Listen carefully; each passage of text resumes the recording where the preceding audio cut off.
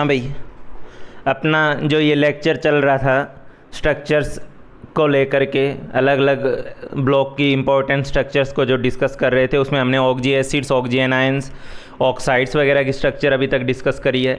अब मैं आप लोगों को इस लेक्चर में एलोट्रोप्स फॉर्म जो होते हैं, इंपॉर्टेंट एलोट्रोप्स जो आपको अलग अलग ब्लॉक में पढ़ने होते हैं, तो उन अलग अलग एलोट्रोप्स की स्ट्रक्चर को एक साथ एक जगह डिस्कस कर रहा हूँ। ठीक है, तो आज मैं आप लोगों के साथ डिस्कस करने जा रहा हूँ एलोट्रोप्स फॉर्म की स्ट्रक्चर्स जो होती है। ठीक है, सबसे पहले मैं इसमें उठा रहा हूँ कार्बन का केस।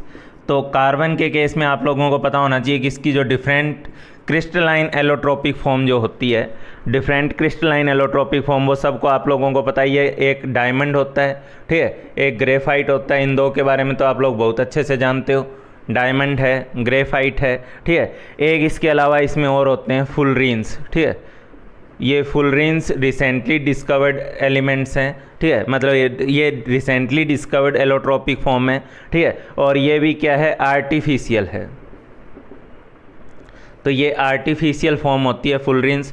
फुलरीन्स में भी हम लोग अलग अलग केस पढ़ते हैं, जैसे C60 फॉर्म का, C70 फॉर्म का। ठीक है, अलग अलग फॉर्म होती है, C240 फॉर्म का। अलग अलग एक फुलरीन में अलग अलग नंबर ऑफ कार्बन एटम्स हो सकते हैं। ठीक है, ये जो C60 फॉर्म का फुलरीन होता है, इसको हम लोग एक स्पेशल नाम और देते हैं, बकमिस्टर। ठीक है, बकमिस्टर फुलरीन। चलो इनको भी डिस्कस करेंगे, लेकिन सबसे पहले तो हम लोग डिस्कस करेंगे डायमंड और ग्रेफाइट को लेकर के। ठीक है, डायमंड और ग्रेफाइट को लेकर कुछ हल्का फुल्का डिस्कशन करेंगे, उसके बाद हम लोग आगे चलेंगे। तो सबसे पहले मैं आपके साथ डायमंड और ग्रेफाइट का केस डिस्कस कर रहा हूँ, उसकी स्ट्रक्चर को डिस्कस कर रहा हूँ। हटा दूँ इसे। ठीक है, हाँ भाई, तो जो डायमंड फॉर्म है अपने पास और जो ग्रेफाइट फॉर्म है, कार्बन की जो डिफरेंट एलोट्रोपिक फॉर्म्स में यही मेन है। ठीक है, तो डायमंड और ग्रेफाइट फॉर्म्स में आप लोग इधर ध्यान देंगे कि डायमंड की जो स्ट्रक्चर होती है उसको अगर हमें दिखाना हो तो कैसे दिखाएंगे। ठीक है, तो डायमंड की स्ट्रक्चर को दिखाने के लिए हम लोग दिखाते हैं कि कार्बन जो है वो आगे से आगे, जैसे एक कार्बन है, ठीक है, तो वो टेट्राहेड्रली 4 कार्बन से जुड़ा होता है, और टेट्राहेड्रली 4 कार्बन से जुड़ा होता है, और यही कार्बन फिर आगे से आगे और कार्बन से जुड़े होते हैं। ठीक है, तो इस टाइप से ये कार्बन आपस में आगे से आगे जुड़ते जाते हैं, जहाँ पे कार्बन की हाइब्रिडाइजेशन sp3 होती है, और इसके अबाउट जो ज्योमेट्री होती है वो टेट्राहेड्रल होती है। ठीक है, लेकिन सॉलिड स्टेट में मैंने इसको आप लोगों को एक और तरीके से भी बनवाया था। सॉलिड स्टेट में डायमंड की जो स्ट्रक्चर है उसको थोड़ा अलग तरीके से भी बनवाया था। उस स्ट्रक्चर को मैं वैसे ही बना दे रहा हूँ क्योंकि ये तो बच्चों वाला सीन है। ठीक है, अच्छे से अगर बनाना हो तो आपको बताया था कि डायमंड क्यूबिक स्ट्रक्चर की खासियत होती है कि कार्बन जो होता है, ठीक है, कार्बन जो होता है वो उसकी ये सॉलिड स्टेट वाले पार्ट में डिस्कस किया मैंने, जल्दी जल्दी बनाऊँगा। डायमंड में कार्बन जो होते हैं वो कार्बन FCC बनाते हैं, और कार्बन एटम ही अल्टरनेट टेट्राहेड्रल वॉइड में जाते हैं। ठीक है, मैं अलग कलर का मार्कर ले लेता हूँ यहाँ से।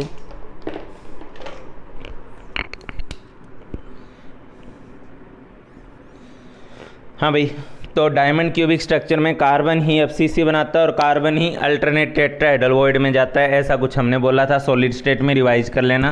ठीक है, तो ये कार्बन FCC बनाने का मतलब क्या है, कार्बन जो होंगे वो कॉर्नर पर होंगे और फेस के सेंटर पे होंगे, आगे वाले, पीछे वाले, ये साइड वाले, ये नीचे वाले।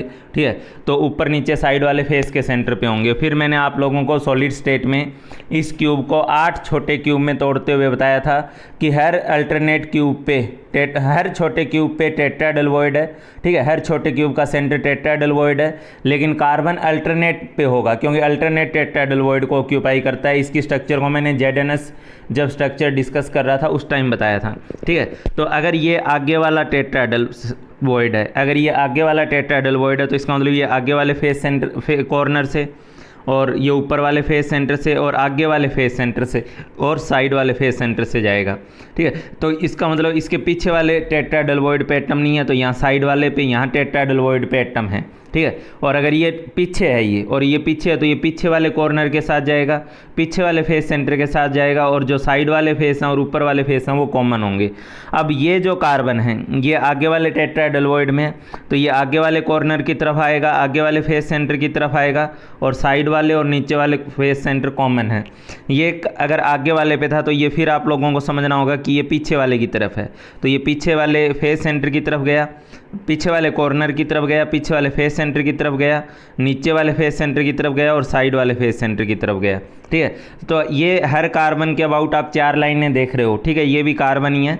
ठीक है, तो एक मैंने ये स्ट्रक्चर आप लोगों को बनवाई थी। अगर मैंने यहाँ जल्दबाजी में बोला है, पीछे मैंने इसको डिटेल में बोला हुआ है। ठीक है, तो एक तरफ आपके पास डायमंड की स्ट्रक्चर आ गई है। ठीक है, तो डायमंड आप लोग वो बच्चों वाली स्ट्रक्चर भी ध्यान रख सकते हो, ये वाली स्ट्रक्चर जो हम लोग 9-10 से बनाते आ रहे हैं। एक आप लोग ये वाली स्ट्रक्चर दिमाग में रख सकते हो। ठीक है, दूसरी बात आती है ग्रेफाइट की। ग्रेफाइट के केस में जो इसकी स्ट्रक्चर होती है वो 6 मेंबर की रिंग बनाते हुए एक प्लेनर सीट बनती है। ठीक है, यहाँ पे 6 मेंबर की रिंग बनाते हुए एक प्लेनर सीट बनती है और वहाँ पे अल्टरनेट पोजीशंस पे अल्टरनेट पोजीशंस पे पाई बॉन्ड भी दिखाए जाते हैं। ठीक, चलो मैं अभी तो एक नॉर्मल बना दे रहा हूँ यहाँ पे, ये लीजिए।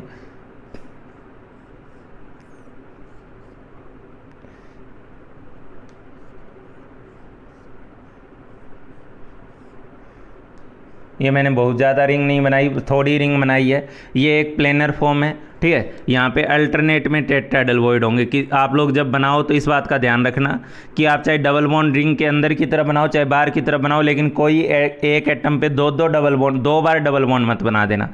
जैसे एक इधर बना हुआ है और आपने ध्यान दिया नहीं, इधर भी बना दिया, तो इस एटम के तो कई सारे बॉन्ड हो गए।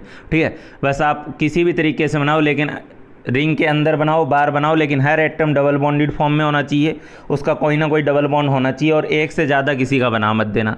तो इसका डबल बॉन्ड हो गया, इसका हो गया, तो इसको और इसको आप लोग यहाँ दिखा दो। ठीक है, यहाँ पे आप दिखा दो। अब इसमें डबल बॉन्डेड, ये कार्बन डबल बॉन्ड में जा चुका है, ये जा चुका है, ये जा चुका है, ये जा चुका है, इसका डबल बॉन्ड यहाँ दिखा दो। ठीक है, अब ये और ये जा चुके हैं, आप एक डबल बॉन्ड यहाँ दिखा दो। अब ये बच जा रहा है, ये बच जा रहा है, तो आप इसका डबल बॉन्ड आगे दिखा दो, इसको यहाँ दिखा दो, इसको यहाँ दिखाने के बाद आप यहाँ दिखा दो, इसको, सब बन गए डबल बॉन्ड, सब में आ गया डबल बॉन्ड। ठीक है, हालांकि ये यहाँ पे ख़त्म नहीं हो जाता है, ये इसके बाद ऐसी रिंग यहाँ पे मैं और बना के छोड़ दे रहा हूँ कि ऐसी रिंग यहाँ पे और भी होंगी। ठीक है, ऐसी रिंग यहाँ पे और भी होंगी, इसलिए ये बना के छोड़ना ज़रूरी है, वरना आपको लगेगा कि वहाँ पे चीज़ें ख़त्म हो गई है, ख़त्म नहीं हुई है। ठीक है, ये रिंग की फॉर्म में ये एक पूरा प्लेन बन जाएगा, ये पूरा प्लेन इस टाइप से चलता रहेगा। ठीक, अच्छा, इसी टाइप से आप दोबारा एक इसी टाइप का हल्का फुल्का मैं एक और बना दे रहा हूँ। लो, सॉरी, 6 मेंबर होना चाहिए, तो 6 मेंबर जैसा।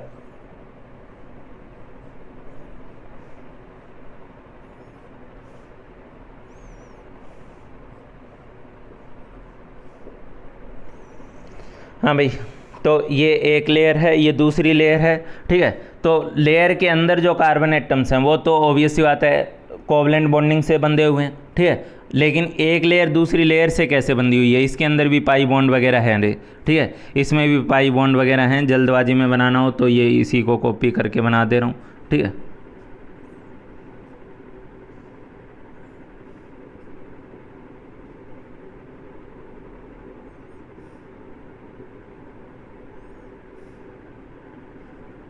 हाँ भाई, चलो कोई बात नहीं है।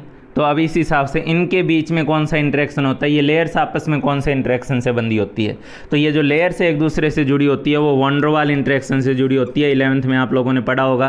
ठीक है, कि ये एक बहुत कमज़ोर टाइप का इंटरेक्शन होता है। ठीक है, लेकिन ये वन डर वाल इंटरेक्शन है, इनके बीच में कोई कोवलेंट ओवरलैप नहीं है। ठीक है, वन डर वाल्स इंटरेक्शन है यहाँ पे। ठीक है, वन डर वाल्स इंटरेक्शन।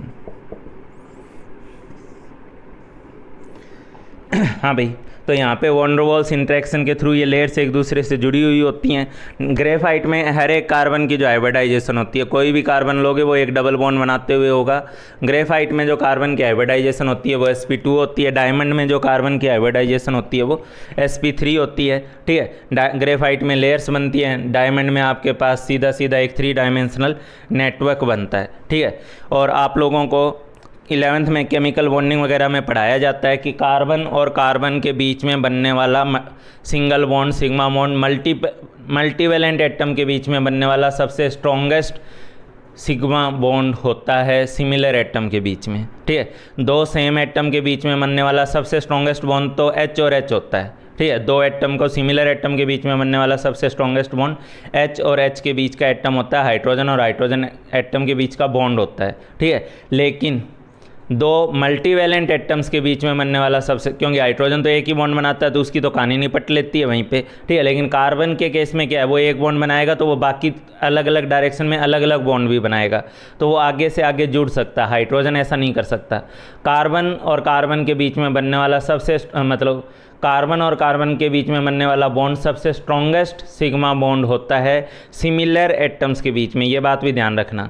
अदरवाइज सबसे स्ट्रॉन्गेस्ट सिग्मा बॉन्ड होता है HF का, अगर अलग अलग एटम को लिया जाए तो, ठीक है। ये सब पॉइंट्स केमिकल बॉन्डिंग में डिस्कस किए जाते हैं, ठीक है। सिमिलर एटम्स के बीच का सबसे स्ट्रॉन्गेस्ट बॉन्ड HH होता है, ठीक है। सिमिलर एटम्स के बीच में, मल्टीवैलेंट एटम्स के बीच में सबसे स्ट्रॉन्गेस्ट बॉन्ड कार्बन कार्बन का होता है, ठीक है। डिसिमिलर एटम्स के बीच का सबसे स्ट्रॉन्गेस्ट बॉन्ड हाइड्रोजन फ्लोरीन के बीच का होता है, ठीक है। तो ये सब पॉइंट्स डिस्कस किए जाते हैं केमिकल बॉन्डिंग में। तो डायमंड आप लोगों ने सुना होगा बहुत हार्ड मटेरियल है, बहुत हार्ड होता है। तो इसका कारण क्या है? यही कारण है कि कार्बन और कार्बन की बॉन्ड स्ट्रेंथ जो होती है वो बहुत ज़्यादा हाई होती है, ठीक है। कार्बन कार्बन की जो बॉन्ड स्ट्रेंथ होती है वो बहुत ज़्यादा होती है, और इसी के चलते हुए, ठीक है, ये जो डायमंड होता है ये बहुत ज़्यादा हार्ड होता है, ठीक है। तो इस बात को आप लोग ध्यान देंगे, ध्यान रखेंगे, ठीक। एक चीज़ यहाँ पे जो बताने जा रहा था, हाँ, डायमंड का केस डिस्कस कर रहा था ना, ठीक है। तो डायमंड के केस में क्या होता है, due to 3 dimensional network structure, due to 3 dimensional network structure and due to strong carbon carbon bond, strong carbon carbon bond, carbon और कार्बन बॉन्ड के बीच का जो सिग्मा बॉन्ड होता है, ठीक है, वो सिमिलर एटम्स के बीच का, पूरे पीरियोडिक टेबल में जितने भी एलिमेंट्स हैं, ठीक है, मल्टीवैलेंट एटम्स हैं, उन सभी एलिमेंट्स के बीच का सबसे स्ट्रॉन्गेस्ट बॉन्ड ये होता है।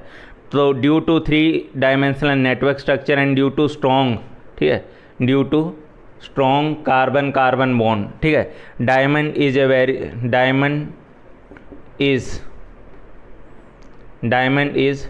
हार्डेस्ट नॉन एलिमेंटल फॉर्म, ठीक है, हार्डेस्ट नॉन एलिमेंटल फॉर्म, ठीक है। तो ये बात आप लोग जान लेना।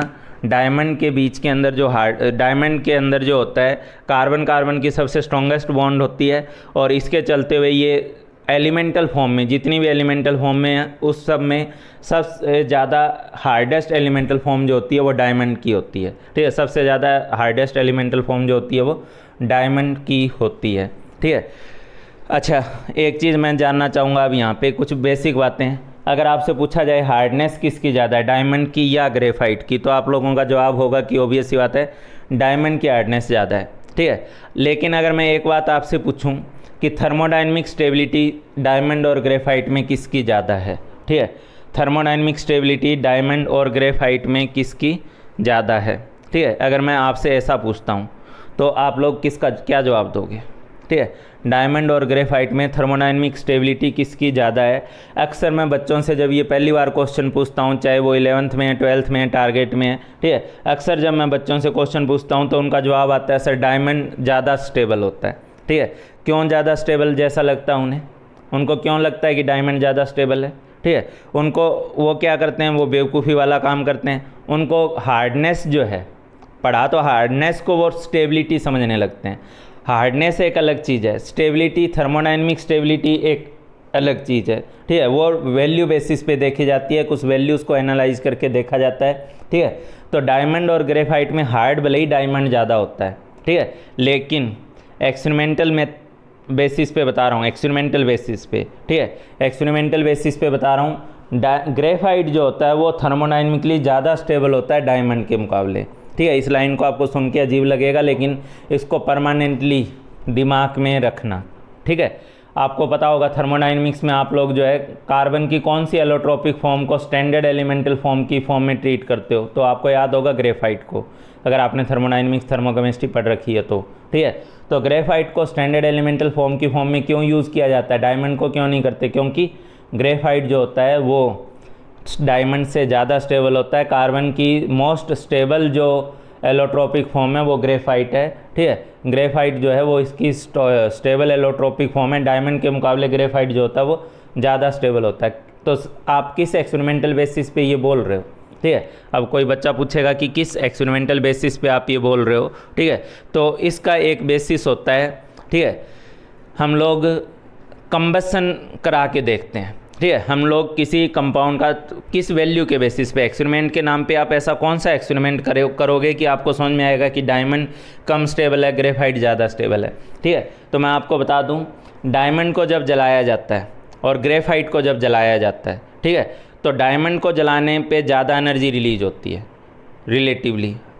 पहली बात तो कईयों को दुख हो रहा होगा, ख़ासतौर पे लड़कियों को, कि हमारा तो डायमंड जला दिया, ठीक है। चलो कोई बात नहीं है, डायमंड है तो कार्बन ही, इतना दुखी मत हो, ठीक है। तो डायमंड अगर जलाया जाए और दूसरी तरफ क्या जलाया जाए, ग्रेफाइट जलाया जाए, तो डायमंड को जलाने पे ज़्यादा एनर्जी रिलीज होती है, और वही चीज़ जब ग्रेफाइट को जलाई जाएगी, ठीक है, तो उसमें कम एनर्जी रिलीज होती है। तो सर डायमंड में ज़्यादा एनर्जी रिलीज हुई तो वो तो ज़्यादा स्टेबल होना चाहिए। बेवकूफ़ी वाली बातें मत करो या बेवकूफ़ी दिमाग में मत लाओ, ठीक है। मैं ही बता दे रहा हूँ इसका जवाब, इधर ध्यान दीजिएगा। अगर आप लोगों के पास एक एलिमेंट ए है, ठीक है, और एक एलिमेंट बी है, इस एलिमेंट ए की एनर्जी मान लो 120 है, ठीक है, इस एलिमेंट बी की एनर्जी मान लो 100 है, ठीक है, और ये एक कॉमन प्रोडक्ट पी बना रहे हैं, ठीक है। ये वैसे थर्मोडायनेमिक्स की बात है, लेकिन क्योंकि मैंने थर्मोडायनेमिक्स आपसे डिस्कस नहीं किया है तो मैं इस बात को अलग से बता दे रहा हूँ, 2 मिनट लगेगा, ठीक है। ए की एनर्जी 120 है और वो एक कॉमन प्रोडक्ट पी दे रहा है। बी है जिसकी एनर्जी 100 है, वो एक कॉमन प्रोडक्ट पी दे रहा है। मान लो इसकी एनर्जी मान लो 80 है, ठीक है, इसकी एनर्जी पी, प्रोडक्ट तो सेम है ना, तो इसकी भी एनर्जी 80 है। तो बताओ ए ने कितनी एनर्जी रिलीज करी होगी ए से पी बनाने में, ठीक है। इसकी एनर्जी 120 थी, ऐसे ही मैंने कुछ भी वैल्यू मान ली अपने मर्जी से, ठीक है। मैं बस कम ज़्यादा क्राइटेरिया मान रहा हूँ कि इसकी वैल्यू एनर्जी ज़्यादा है, इसकी एनर्जी कम है, ठीक है। तो इसने ए से पी में जाने में कितनी एनर्जी रिलीज़ करी होगी, तो आप बोलोगे सर इसने 40 यूनिट एनर्जी जो है वो रिलीज़ करी है। इसने कितनी एनर्जी रिलीज़ करी होगी, 20, ठीक है। तो एक बात बताओ, अगर कॉमन प्रोडक्ट बन रहा है, ठीक है, तो कौन ज़्यादा एनर्जी रिलीज करेगा, स्टेबल रिएक्टेंट या अनस्टेबल रिएक्टेंट, ठीक है। तो सीधी सी बात है, जो अनस्टेबल होगा, अनस्टेबल किसे बोलते हैं हम लोग, जिसका एनर्जी कंटेंट ज़्यादा होता है उसे हम अनस्टेबल बोलते हैं, ठीक है। जो जितना स्टेबल होगा उसकी एनर्जी उतनी कम होती है। उल्टा भी बोल सकते हो, जिसकी एनर्जी कम होगी वो ज़्यादा स्टेबल होगा, ठीक है। तो एक बात सोचो ना, 120 वाला ज़्यादा एनर्जी रिलीज़ कर रहा है, मतलब इसका एनर्जी कंटेंट ज़्यादा था तब ना ज़्यादा रिलीज़ कर रहा है। और एनर्जी कंटेंट ज़्यादा होना क्या बताता है, कि वो रिलेटिवली अनस्टेबल था, कि उसका एनर्जी कंटेंट ज़्यादा था, और एनर्जी कंटेंट ज़्यादा होना अनस्टेबिलिटी की तरफ लेके जाता है, ठीक है। तो डायमंड और ग्रेफाइट में भी ऐसा ही है। आप लोगों को मैं यहाँ क्या बोल रहा हूँ कि कोई चीज़ कोई भी है यहाँ पे ए और बी में, ठीक है, अगर वो सेम प्रोडक्ट पी की तरफ जा रहा है, प्रोडक्ट सेम बन रहा है, तो उस कंडीशन में जो ज़्यादा एनर्जी रिलीज़ करके बना होगा ना, वो रिएक्टेंट कम स्टेबल रहा होगा, और जो कम एनर्जी रिलीज़ करके बना होगा वो ज़्यादा स्टेबल रहा होगा। कम एनर्जी कौन रिलीज़ करेगा, जिसका खुद का पहले से एनर्जी कंटेंट कम है, ठीक है। जिसका पहले से ही एनर्जी कंटेंट कम है तो वही ना कम एनर्जी रिलीज़ करेगा। जैसे ये 100 है तो ये 20 ही यूनिट एनर्जी रिलीज़ करेगा। ये 120 है, इसका एनर्जी कंटेंट ज़्यादा है तो ये ज़्यादा एनर्जी रिलीज़ करेगा। और जिसका एनर्जी कंटेंट ज़्यादा होता है वो क्या होता है, वो कम स्टेबल होता है। तो अब मैं आपको बताया हूँ कि जब हम लोग एक्सपेरिमेंटली डायमंड और ग्रेफाइट को जला के देखते हैं तो डायमंड को जलाने पे ज़्यादा एनर्जी रिलीज होती है, ग्रेफाइट को जलाने पे कम एनर्जी रिलीज होती है। तो ये हमें क्या बता रहा है कि डायमंड का एनर्जी कंटेंट ज़्यादा है। एनर्जी कंटेंट ज़्यादा है इसका मतलब वो कम स्टेबल है, ठीक है। डायमंड का एनर्जी कंटेंट ज़्यादा है इसका मतलब वो कम स्टेबल है। ग्रेफाइट का एनर्जी कंटेंट कम है इसका मतलब वो ज़्यादा स्टेबल है, ठीक है। तो हम लोग इसको जो एक्सपेरिमेंटली लैब में जो हम बोल देते हैं कि एक्सपेरिमेंटल बेसिस पे डायमंड कम स्टेबल और ग्रेफाइट ज़्यादा स्टेबल है, ये किस एक्सपेरिमेंटल बेसिस की बात हो रही है, इनको जलाकर इनके कंबस्शन को देखा जाता है, ठीक है। आपको भी पता है डायमंड फॉर्म को जलाऊंगा, कार्बन की डायमंड फॉर्म को जलाऊंगा और कार्बन की ग्रेफाइट फॉर्म को जलाऊंगा, ठीक है। तो डायमंड फॉर्म को जलाऊं चाहे ग्रेफाइट फॉर्म को जलाऊं, ठीक है, दोनों केस में बनेगा क्या, CO2। तो इसका मतलब प्रोडक्ट तो दोनों का सेम है, लेकिन ऊपर वाला ज़्यादा एनर्जी रिलीज़ करके बनता है और नीचे वाला जो है कम एनर्जी रिलीज़ करके बनता है, ठीक है। तो ऊपर वाले केस में ज़्यादा एनर्जी रिलीज होती है, नीचे वाले केस में जो है कम एनर्जी रिलीज होती है। इसी बेसिस पे डायमंड कम स्टेबल है, ठीक है। ऊपर वाले में ज़्यादा एनर्जी कितनी रिलीज होती है, अगर आपका मन में है कि मैं इस वैल्यू को लिखवा दूं तो वैल्यू मैं नेट से देख के अभी लिखवा दे रहा हूं कि डायमंड फॉर्म को जलाने पे पर मोल में कितनी एनर्जी रिलीज होती है और ग्रेफाइट को जलाने में पर मोल में कितनी एनर्जी रिलीज होती है, ठीक है। नेट से देख के बता रहा हूं। हाँ भाई, इस वैल्यू को मैंने नोट किया है, तो इधर ध्यान दे लीजिए। डायमंड के केस में जो एनर्जी रिलीज होती है जलाने पर, ठीक है, डायमंड का 1 मोल अगर जलाते हो तो इसके जलाने पे जो एनर्जी रिलीज होगी, और ग्रेफाइट को जो जला रहे हो उसके जलाने पे यहाँ -396, इसका जो डेल्टा एच है वो -396 है, मतलब 396 किलो जूल एनर्जी जो है वो रिलीज़ हुई है, ठीक है। इसका डेल्टा एच -394 है, ठीक है। तो इस किसके केस में ज़्यादा एनर्जी रिलीज हुई है? आप देखोगे डायमंड के केस में ज़्यादा एनर्जी रिलीज हुई है, ठीक है। और डायमंड के केस में ज़्यादा एनर्जी रिलीज हुई है तो मैं यहाँ से कंपेयर करके बता चुका हूँ आपको कि जहाँ ज़्यादा एनर्जी रिलीज हुई है उसका मतलब उसका एनर्जी कंटेंट ज़्यादा रहा होगा, ठीक है। प्रोडक्ट तो सेम है ना, तो जिसकी एनर्जी ज़्यादा रही होगी वही ना ज़्यादा एनर्जी रिलीज़ करेगा। तो डायमंड ज़्यादा एनर्जी रिलीज़ करा होगा, ग्रेफाइट कम एनर्जी रिलीज़ किया होगा, और वो आपके सामने भी है। डायमंड ने ज़्यादा एनर्जी रिलीज़ करी है, इसका मतलब डायमंड कम स्टेबल है। ग्रेफाइट ने कम एनर्जी रिलीज़ करी है, इसका मतलब ये ज़्यादा स्टेबल है। इसी चीज़ को आप लोग हीट ऑफ हाइड्रोजनेशन को और स्टेबिलिटी ऑफ एल्कीन को ऑर्गेनिक में कंपेयर करते हैं, ठीक है। जिस एल्कीन का हीट ऑफ हाइड्रोजनेशन कम होता है वो ज़्यादा स्टेबल होता है। क्यों? क्योंकि जब वो अपने आप में स्टेबल है तो उसका एनर्जी कंटेंट कम है तो हाइड्रोजनेशन के नाम पे वो एनर्जी रिलीज भी कम करेगा।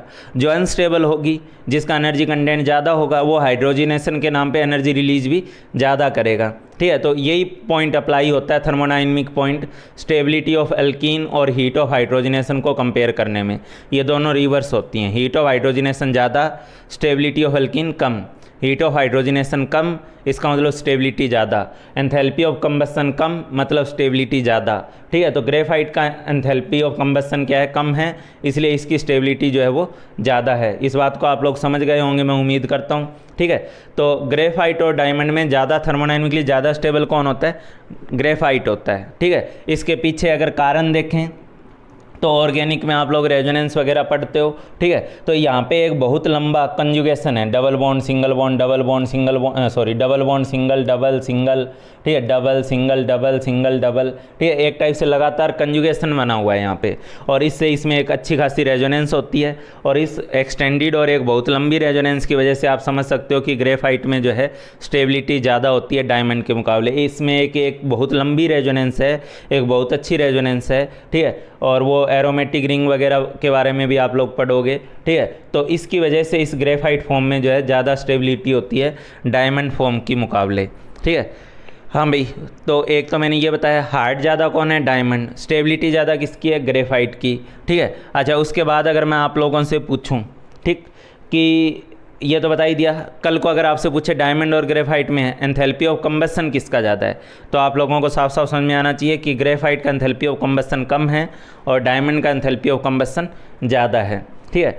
अच्छा, एक चीज़ और पूछूं मैं, इलेक्ट्रिकल कंडक्टेंस के बारे में पूछूं आपसे, तो आप लोगों को पता होना चाहिए कि डायमंड में तो बिल्कुल जो 4 इलेक्ट्रॉन वैलेंस सेल में थे वो रिजिडली जुड़े हुए हैं, सिग्मा बॉन्ड की फॉर्म में आगे से आगे जुड़े हुए हैं, ठीक है। तो डायमंड तो नॉन कंडक्टर होता है, इंसुलेटर होता है, नॉन कंडक्टर होता है।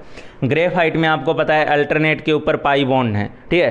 तो ये पाई बॉन्ड की वजह से यहाँ पे जो जैसे आप लोग रेजोनेंस में इलेक्ट्रॉन को डीलोकलाइज्ड कराते हो, तो ये इलेक्ट्रॉन भी डीलोकलाइज्ड होते होते होते एक एंड से दूसरे एंड तक चले जाते हैं, ठीक है, क्योंकि लगातार कंजुगेशन तो यहाँ पर है ही है। तो उस चीज़ का फ़ायदा उठाते हुए इलेक्ट्रॉन क्या है, एक एंड से दूसरे एंड की तरफ चले जाते हैं। तो अगर यहाँ पे ग्रेफाइट के केस में आप लोगों ने सुना भी है, बार बार बताया भी जाता है कि ग्रेफाइट जो होता है वो कंडक्टर ऑफ इलेक्ट्रिसिटी होता है, ठीक है, इलेक्ट्रिसिटी का कंडक्टर होता है। और डायमंड जो होता है वो इंसुलेटर होता है, ये भी आपने सुना है, ठीक है। इसके अलावा ग्रेफाइट के बारे में आपने ये भी सुना होगा कि ग्रेफाइट जो होता है वो ये ल्यूब्रिकेंट्स की फॉर्म में यूज़ होता है। क्यों यूज़ होता है ल्यूब्रिकेंट्स की फॉर्म में? ठीक है, ल्यूब्रिकेंट मटेरियल क्या होता है? जिससे स्लिपरीनेस जनरेट हो, जिससे एक फिसलन जनरेट हो, ठीक है, उसको ना ल्यूब्रिकेंट की फॉर्म में यूज़ करते हो। तो ग्रेफाइट से वो फिसलन जनरेट होती है। क्यों? क्योंकि इसमें लेयर्स होती हैं और लेयर्स कमज़ोर वन डर वाल फोर्स से जुड़ी होती हैं। तो एक लेयर दूसरी लेयर पे स्लाइड कर सकती है, ठीक है, एक लेयर दूसरी लेयर पे स्किड करती है, स्लाइड करती है, ठीक है। तो उस स्लाइडिंग स्किडिंग की वजह से ग्रेफाइट को एज ए लुब्रिकेंट यूज़ किया जाता है, ठीक है। ये कमज़ोर वन डर वाल फोर्स से जुड़ी हुई लेयर्स हैं, तो लेयर्स एक दूसरे पे स्लाइड कर सकती हैं और इस स्लाइडिंग इफेक्ट के चलते हुए इसको किसकी फॉर्म में यूज़ किया जाता है? लुब्रिकेंट की फॉर्म में यूज़ किया जाता है। आप ये सारे पॉइंट बना के लिखोगे, एक एक पॉइंट लिखोगे इसमें, ठीक है। अच्छा, एक क्वेश्चन और इसमें कभी आया हुआ है, डायमंड की बात करूं और ग्रेफाइट की बात करूं, थर्मल कंडक्टेंस किसकी ज़्यादा है? आईआईटी में आया हुआ क्वेश्चन है ये, ठीक है। डायमंड और ग्रेफाइट में अगर मैं आपसे बात करूँ तो थर्मल कंडक्टेंस किसकी ज़्यादा है? डायमंड की थर्मल कंडक्टेंस ज़्यादा है या ग्रेफाइट की? ठीक है, तो आप लोगों को सुन के हैरानी होगी कि ये इलेक्ट्रिकल कंडक्टेंस वाला ऑर्डर नहीं है इसमें। इलेक्ट्रिकली कंडक्टेंस की बात करें तो graphite conductor, diamond non conductor, ठीक है। लेकिन थर्मल कंडक्टेंस की बात करोगे तो थर्मल कंडक्टेंस जो होती है वो डायमंड की ज़्यादा होती है और ग्रेफाइट की कम होती है, ठीक है।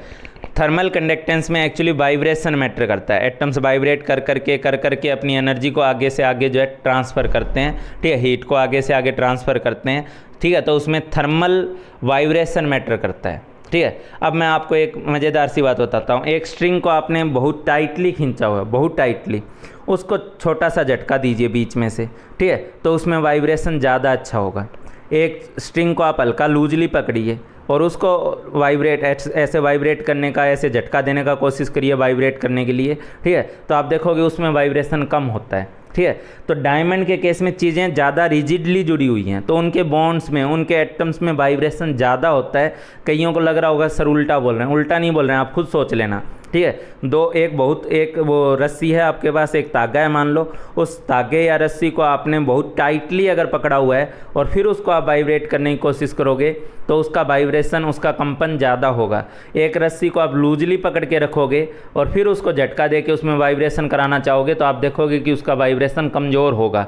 तो डायमंड में रिजिडली जो एटम्स बंधे हुए हैं, रिजिडली जो बॉन्ड बने हुए हैं, उन रिजिडनेस की वजह से, उस रिजिडिटी की वजह से उसका वाइब्रेशन जो होता है ना वो ज़्यादा होता है, ठीक है। और इसी ज़्यादा वाइब्रेशन की वजह से डायमंड ज़्यादा अच्छा कंडक्टर होता है हीट का इन कंपैरिजन टू ग्रेफाइट। ये क्वेश्चन आया हुआ है, इलेक्ट्रिकल कंडक्टेंस ग्रेफाइट की ज़्यादा है और ये थर्मल कंडक्टेंस या थर्मल हीट जो कंडक्टेंस है, जो भी हीट कंडक्टेंस, तो वो डायमंड की ज़्यादा है, ठीक है, उल्टा है, ठीक है। तो इस सारी चीज़ों को जो मैंने बोला है वो आप लोग अपनी कॉपी पे लिख लिए होंगे, ठीक है, और इन सारी चीज़ों को उतार लेना और ये जान लेना, ठीक है, कि अगर दो रिएक्टेंट हैं, 2, 3, 4, 5 जितने भी रिएक्टेंट हैं, अगर वो सेम प्रोडक्ट की तरफ जा रहे हैं, ठीक है, सेम प्रोडक्ट दे रहे हैं, तो जो रिएक्टेंट ज़्यादा एनर्जी रिलीज़ करेगा वो लेस स्टेबल होगा और जो लेस एनर्जी रिलीज़ करेगा वो ज़्यादा स्टेबल होगा, ठीक है। इसी बेसिस पे डायमंड ग्रेफाइट की स्टेबिलिटी को कंपेयर किया गया है और इसी बेसिस पे हीट ऑफ हाइड्रोजनेशन के बेसिस पे स्टेबिलिटी ऑफ एल्कीन को कंपेयर किया जाता है। ऑर्गेनिक में ये एक खास क्वेश्चन रहता है,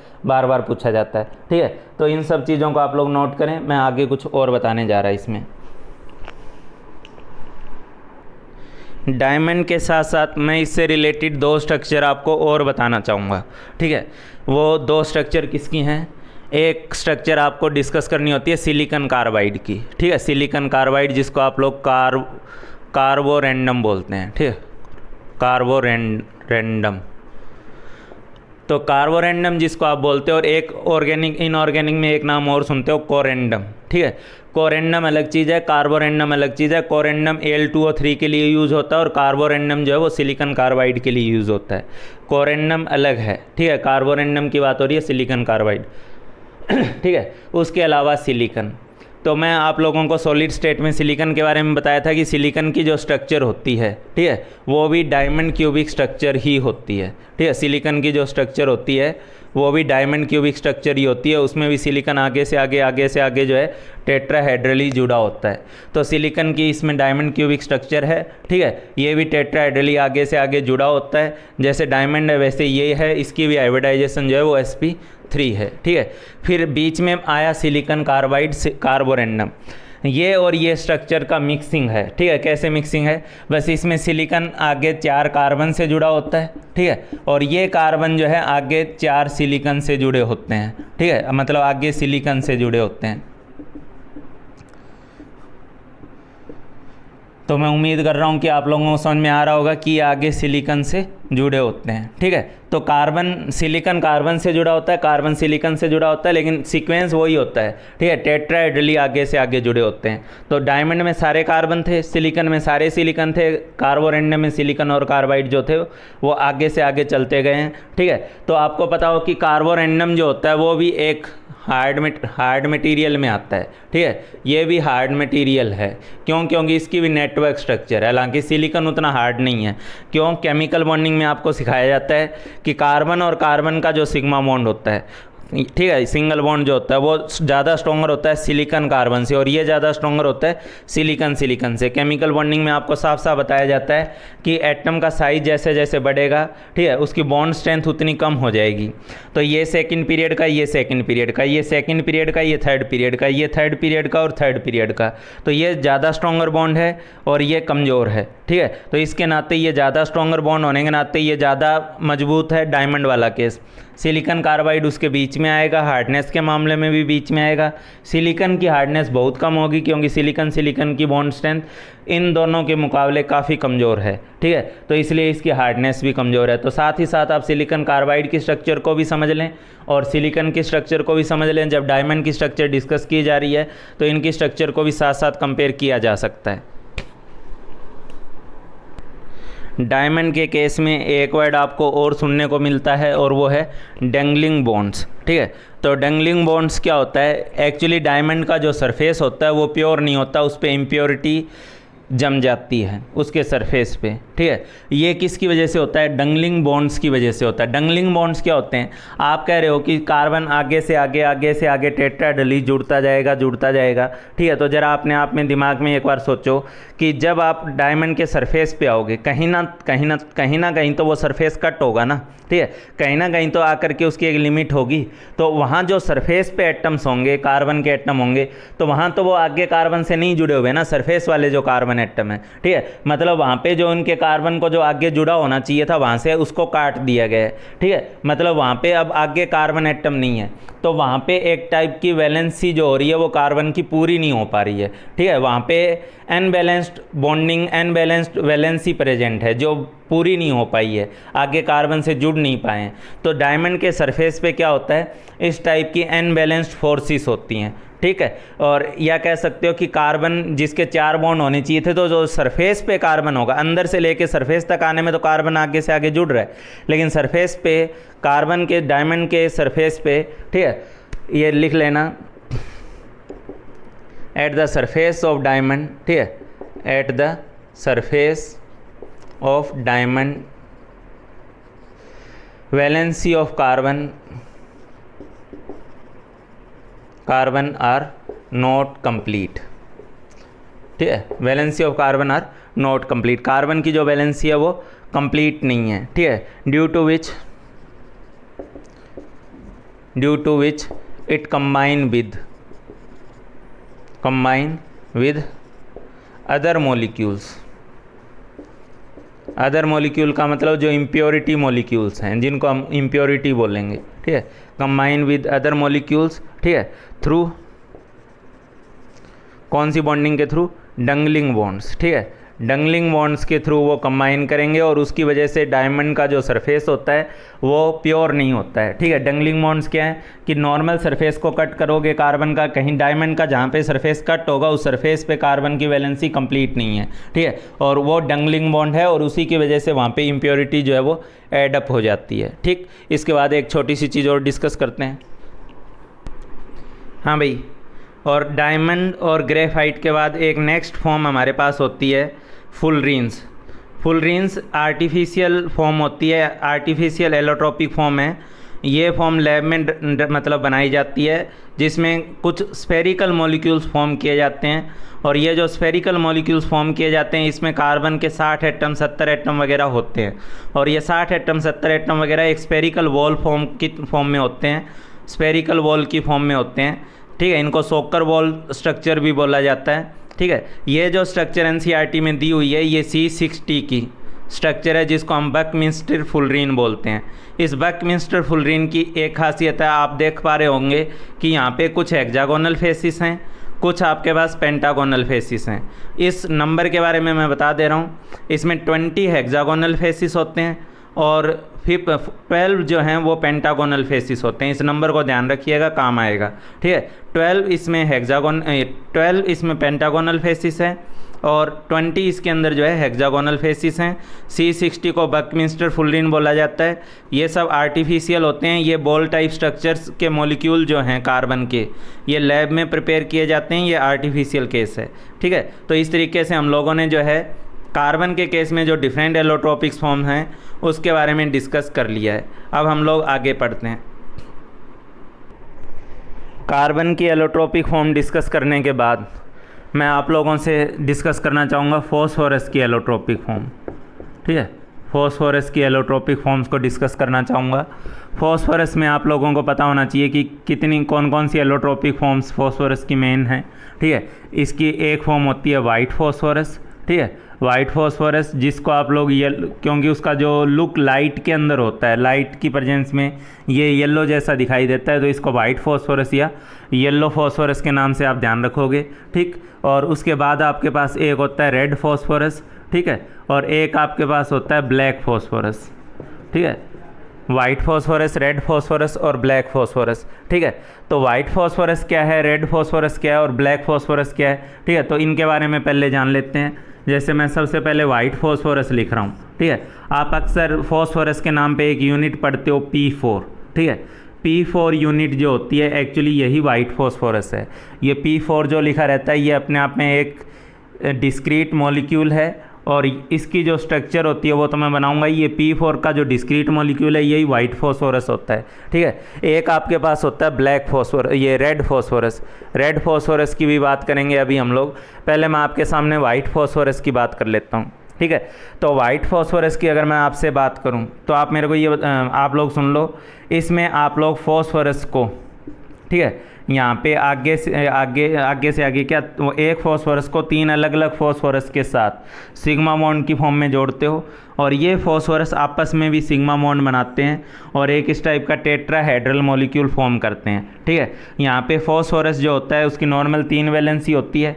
ठीक, एक क्वेश्चन तो आपसे, चलो वो बात कर ही लेंगे। फॉस्फोरस जो है वो यहाँ पे 3 बॉन्ड बना रहा है और 3 बॉन्ड बना के इन तीनों के साथ अलग अलग जुड़ रहा है। हर एक फॉस्फोरस के 3 सिग्मा बॉन्ड बन रहे हैं। ये एक बॉन्ड है, ये दूसरा है, ये तीसरा है। इसके लिए भी 1 2 3 हर किसी के 3 सिग्मा बॉन्ड बन रहे हैं। ठीक है, अच्छा, इस फॉस्फोरस की अगर हाइब्रिडाइजेशन पूछी जाए तो sp3 है। sp3 में आइडियल एंगल कितना होना चाहिए। ठीक है, आइडियली एंगल कितना होना चाहिए, तो आइडियली एंगल होना चाहिए 109 डिग्री और 28 मिनट। ठीक है, लेकिन इस केस में ये वाला एंगल अगर आप लोग देखोगे तो आप लोग फील करोगे कि यहाँ एक इक्विलेटरल ट्रायंगल जैसा ट्रायंगल बन रहा है, इक्विलेटरल ट्रायंगल जैसा। और इक्विलेटरल ट्रायंगल जैसा ट्रायंगल बन रहा है तो यहाँ पे एंगल जो होना चाहिए वो कितना होना चाहिए, 60 डिग्री होना चाहिए। ठीक है, लेकिन एंगल है कितना, आइडियली 109 डिग्री 28 मिनट होना चाहिए, लेकिन 60 डिग्री है। एंगल एक्चुअल में कितना है, 60 डिग्री है, लेकिन एक्चुअल लिखना चाहिए था, लेकिन एक्चुअल एंगल 60 डिग्री है। ठीक है, तो एक तरीके से जो चीज़ आप ऐसे समझो, ठीक है, कि जो चीज़ ऐसे फैल के रहना चाहती थी और आपने उसको क्या किया कि ज़बरदस्ती उसका हाथ पीछे की तरफ, आप अपना हाथ ऐसे रख सकते हो ज़्यादा से ज़्यादा, ठीक है, लेकिन आपका हाथ ऐसे पीछे की तरफ ले जाया जाए और पीछे से बांध दिया जाए, आपके पैर बांध दिए जाएँ, आपके हाथ बांध दिए जाएँ। ठीक है, तो आप अपने अंदर एक बहुत हाई स्ट्रेन फील करोगे या नहीं करोगे। ठीक है, तो यही है कि कोई चीज़ 109 डिग्री पे फैल के रहना चाहती थी और आपने ज़बरदस्ती उसको कितने एंगल पे बांध दिया है, 60 डिग्री पे ले जाके बांध दिया है। ठीक है, और वो भी अपोजिट में पीछे की तरफ ले जाके बांध दिया है जहाँ पे वो नहीं रहना चाह रहा था। ठीक है, रहना तो वो 109 पे चाह रहा था, ठीक है, रहना तो वो ऐसे चाह रहा है, ठीक है, लेकिन उसको पीछे करके 60 डिग्री पे बांध दिया गया, उसके हाथ पैर को बांध दिया गया और उसमें भी ऐसा नहीं हाथ पैर बांध के ऊपर से डंडे और बरसाए जा रहे हैं, ऐसे सोच लो। ठीक है, तो उस कंडीशन में आपको कैसा फील होगा, वैसा ही इस वाइट फॉस्फोरस को फील होता है। ठीक है, इस वाइट फॉस्फोरस में बहुत ज़्यादा एंगल स्ट्रेन होती है। ठीक है, एंगल होना चाहिए 109 डिग्री और उसको बांध रखा है 60 डिग्री पे करके, तो ऑटोमेटिकली उनके मॉलिक्यूल में, उनके बॉन्ड में एक बहुत भारी खिंचाव होता है। ठीक है, वो बार बार फैलना चाह रहे हैं, 109 की तरफ जाना चाह रहे हैं। ठीक है, तो इसीलिए तो आप लोगों को बार बार बोला जाता है ऑर्गेनिक वगैरह में कि 3 मेंबर की जो रिंग होती है वो हाईली अनस्टेबल होती है। ठीक है, तो यहाँ तो कई सारी 3 मेंबर की रिंग बन गई, एक इधर फेस पे, एक सामने फेस पे, एक पीछे फेस पे, एक नीचे फेस पे। ठीक है, तो यहाँ तो 3 मेंबर की कई सारी रिंग बन गई और इन 3 मेंबर की रिंग्स के चलते हुए इनमें हाई एंगल स्ट्रेन होती है और इसी एंगल स्ट्रेन के चलते हुए ये जो वाइट फॉस्फोरस होता है ये बहुत कम स्टेबल होता है, या कह सकते हो ये बहुत ज़्यादा रिएक्टिव होता है। तीनों फॉस्फोरस में आप लोगों ने पहले भी पढ़ा होगा, आप लोगों की इतनी नॉलेज होगी। ठीक है, वाइट, रेड और ब्लैक फॉस्फोरस में सबसे कम स्टेबल फॉस्फोरस की अगर बात करूँ, लिस्ट स्टेबल फॉस्फोरस की, तो वो वाइट फॉस्फोरस होता है। और अगर मोस्ट रिएक्टिव फॉस्फोरस की बात करूँ तो वो वाइट फॉस्फोरस होता है। ठीक है, सबसे कम स्टेबल वाइट फॉस्फोरस है और सबसे कम स्टेबल है, इसी के चलते तो ये सबसे ज़्यादा रिएक्टिव है। जो स्टेबल होगा वो तो बेचारा एक तरफ साइड में पड़ा रहेगा ना, ठीक है, जो कम स्टेबल होता है वही ज़्यादा रिएक्टिव होता है। ठीक है, तो वाइट फॉस्फोरस में बहुत हाई एंगल स्ट्रेन होती है और उस बहुत हाई एंगल स्ट्रेन की वजह से इसकी रिएक्टिविटी बहुत हाई होती है। ठीक है, ये सुन लो यहाँ पे, वेरी हाई एंगल स्ट्रेन। ठीक है, very high angle strain due to which white phosphorus is very unstable and highly reactive। उसके बॉन्ड तो यार बिना किसी और के रिएक्ट किए या किसी और के तोड़े वो अपने आप में टू हो रहे हैं, वो अपने आप में टूटना चाह रहे हैं। वो इस 3 मेंबर की रिंग में बंधे हुए जरूर हैं, लेकिन उनके बॉन्ड में बहुत ज़्यादा खिंचाव है और स्ट्रेन उसी चीज़ को बोल रहे हैं, बहुत ज़्यादा खिंचाव है वहाँ पे। ठीक है, और इसी खिंचाव के चलते वो बॉन्ड तो ऑलरेडी खिंचे पड़े हैं, बस उनको कोई थोड़ा सा मिल जाए रिएक्ट करने को वो कर जाएंगे। ठीक है, तो वेरी हाई एंगल स्ट्रेन के चलते वाइट फॉस्फोरस बहुत अनस्टेबल होता है और हाईली क्या होता है, रिएक्टिव होता है। रेड फॉस्फोरस क्या होता है, इसकी स्ट्रक्चर की क्या खासियत होती है, तो रेड फॉस्फोरस के बारे में मैं आप लोगों को बताना चाहूँगा। ठीक है, रेड फॉस्फोरस के बारे में बताना चाहूँगा कि इसको आप लोग ऐसे लिख सकते हो, P4 का होल n कर सकते हो। ठीक है, P4 का n कर सकते हो। ठीक है, जैसे अभी वाइट फॉस्फोरस में आपके हाथ और पैर पीछे की तरफ बांध रखे थे, ठीक, लेकिन अगर एक छूट दे दी जाए, आपके हाथ या पैर में से एक चीज़ एटलीस्ट खोल दी जाए, तो पहले के मुकाबले आपको थोड़ा तो अच्छा फील होगा ना। ठीक है, हाथ और पैर दोनों बंधे हों और ऊपर एक केस में सिर्फ हाथ बंधे हों या पैर बंधे हों, ठीक है, तो पहले के मुकाबले थोड़ी तो स्ट्रेन रिलीज होगी। तो वाइट फॉस्फोरस से जब रेड फॉस्फोरस में आप जाते हो तो ऐसा ही कुछ होता है। ठीक है, इसमें क्या रहता है कि ये जो पहले आपने फॉस्फोरस यूनिट ली हुई है P4 वाली, ठीक है, यही मैं पहले बना दे रहा हूँ आप लोगों के अच्छा लगने के लिए कि ये आपस में भी जुड़े हैं, आमने सामने भी जुड़े हैं। ठीक है, तो एक को ये मान लो हाथ बंधे हुए हैं, ये मान लो पैर बंधे हुए हैं, तो आप क्या करोगे, एक तरफ वाला बॉन्ड खोल दो। ठीक है, एक तरफ वाला बॉन्ड खोल दो, दोनों नहीं खोलने, एक तरफ वाला खोल दो, इसको रखो अभी भी। ठीक है, तो मान लो आपने हाथ खोल दिए इसके। ठीक है, अब ये हाथ खोल दिए तो इन हाथ का सहारे से वो आगे वाले ऐसी ही अलग अलग यूनिट से आगे जुड़ते जाएंगे। ठीक है, अब ये उसी के अंदर ना जुड़ के वो साइड में जुड़ने, बॉन्ड तो इनको बनाना ही है, फॉस्फोरस को अपने 3 बॉन्ड तो पूरे करनी है, लेकिन वो इसके अंदर नहीं कर रहे बल्कि बार वाली यूनिट के साथ करें। ये बार वाली यूनिट क्या कर रही है, वो आगे वाले यूनिट के साथ कर रहे हैं, ये इधर आगे वाले यूनिट के साथ कर रहे हैं। ठीक है, हाँ, आमने सामने वाले फॉस्फोरस जो हैं वो अभी भी बंधे हुए हैं, मतलब पैर अभी भी बंधे हुए हैं, हाथ खुल गए हैं और वो खुले हुए हाथों से क्या है, आगे से आगे जुड़ता जा रहा है, इसीलिए हम लोग इसको P4 का n करके लिख रहे हैं। ठीक है, एटलीस्ट इसमें रेड फॉस्फोरस और वाइट फॉस्फोरस में अगर मैं आपसे पूछूं कि कौन ज़्यादा स्टेबल है, तो आपका दिमाग फटाक से चलना चाहिए। ठीक है, ऑब्वियस सी बात है, यहाँ पे स्ट्रेंथ थोड़ी कम हुई है, हाथ पैर में से कुछ आपको फ्री कर दिया गया है। ठीक है, हाथ पैर में एटलीस्ट हाथ खोल दिए गए तो आपको फ्री कर दिया गया है। ठीक है, हालांकि इसे अपनी बैलेंस ही तो पूरी करनी है, तो वो अंदर ना जुड़ के साइड वाली P4 यूनिट के साथ जुड़ गया, वो साइड वाली P4 यूनिट आगे वाली P4 यूनिट से जुड़ती जाएगी। ठीक है, तो ये बीच का बॉन्ड तोड़ के उसको साइड में जोड़ दिया गया है। ठीक है, और ये जो पॉलीमेरिक फॉर्म बनी है आप लोगों के पास, ये पॉलीमेरिक फॉर्म ही एक्चुअल में कौन सी फॉर्म है, रेड फॉस्फोरस है। ठीक है, ये पॉलीमेरिक फॉर्म ही एक्चुअल में कौन सी फॉर्म है, रेड फॉस्फोरस है। ठीक है, P4 का होल n। ठीक है, ये रिलेटिवली क्या बोला जाएगा, relatively less strain than white phosphorus. ठीक है, वाइट फॉस्फोरस के मुकाबले अगर आप बात करोगे तो इसकी रिलेटिवली स्ट्रेन कम है। ठीक है, क्योंकि अभी मैं बार बार बोल रहा हूँ, हाथ पैर में से एक चीज़ खोल दी गई है, relatively less strain than white phosphorus, therefore relatively more stable. ठीक है, relatively more stable than white phosphorus and less reactive. White phosphorus के मुकाबले रेड फॉस्फोरस आपको पता ही है कि ज़्यादा स्टेबल होता है और वाइट फॉस्फोरस के मुकाबले कम रिएक्टिव होता है, उसका कारण बस यही है कि उसका स्ट्रेन कुछ हद तक रिलीज हो जाता है। ब्लैक फॉस्फोरस वगैरह की जो स्ट्रक्चर है वो एनसीईआरटी में डिस्कस नहीं की गई है। उसमें एक टाइप से ये समझ लो कि ये जो हाथ पैर बंधे हुए थे ना, वो रिलेटिवली वो भी नहीं बंधे हुए उतने, ठीक है। इसमें एक्चुअली 6 मेंबर की रिंग्स वगैरह कुछ कुछ बनती हैं। और इस ब्लैक फॉस्फोरस में भी फॉस्फोरस की 2 फॉर्म होती है, ठीक है। एनसीईआरटी में बस इतना बताया गया। ब्लैक फॉस्फोरस भी जो होता है वो 2 फॉर्म में होता है। एक आपके पास अल्फ़ा ब्लैक फॉस्फोरस होता है, एक आपके पास बीटा ब्लैक फॉस्फोरस होता है, ठीक है। इसमें कुछ हेक्सागोनल रिंग वगैरह होती है जहाँ तक मैंने पढ़ा सुना है, ठीक है। इसमें तो 4 मेंबर की ये बना हुआ था, 4 मेंबर या 3 मेंबर की रिंग्स की फॉर्म में, ठीक है।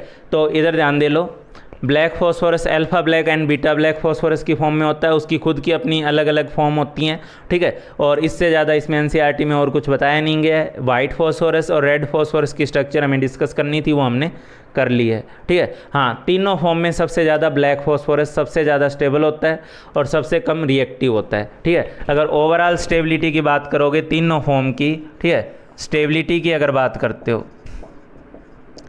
तो स्टेबिलिटी में ब्लैक फॉस्फोरस जो होता है वो सबसे ज़्यादा स्टेबल होता है, फिर आपके पास रेड फॉस्फोरस आएगा और सबसे लिस्ट स्टेबल में वाइट फॉस्फोरस आएगा। अगर आप लोग रिएक्टिविटी की बात करोगे, रिएक्टिविटी की, तो रिएक्टिविटी के केस में ब्लैक फॉस्फोरस से, ठीक है, ब्लैक फॉस्फोरस से ज़्यादा रिएक्टिव रेड फॉस्फोरस होगा और उससे ज़्यादा रिएक्टिव जो है वाइट फॉस्फोरस होगा।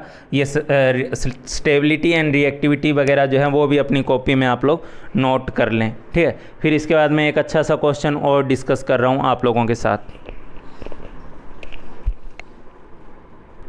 हाँ बच्चों, वाइट फॉस्फोरस और रेड फॉस्फोरस में स्ट्रक्चरल डिफरेंस बताने के साथ साथ मैंने रिएक्टिविटी और स्टेबिलिटी का डिफरेंस बता दिया है।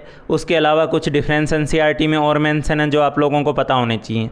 वाइट फॉस्फोरस ज़्यादा पॉइजनस होता है, रेड फॉस्फोरस लेस पॉइजनस होता है। दोनों पॉइजनस हैं, वाइट फॉस्फोरस ज़्यादा पॉइजनस होता है, ठीक है। वाइट फॉस्फोरस डिस्क्रीट यूनिट की फॉर्म में होता है, ठीक है। और ये non polar molecule non polar solvent जैसे कि CH2 है, ठीक है, कार्बन डाइसल्फाइड है, तो ये कार्बन डाइसल्फाइड में सोल्यूबल होता है लेकिन वाटर में इनसोल्यूबल होता है, पोलर सॉल्वेंट में इनसोल्यूबल होता है। जबकि रेड फॉस्फोरस जो है वो CH2 और H2O दोनों में इनसोल्यूबल होता है। क्यों? क्योंकि वो पॉलीमराइज कर जाता है तो बड़ी मॉलिक्यूल हो जाती है वो, ठीक है।